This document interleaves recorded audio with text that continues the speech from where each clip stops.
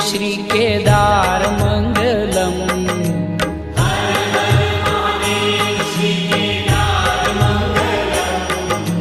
Har Har Mahadev Shri Kedar Mangalam.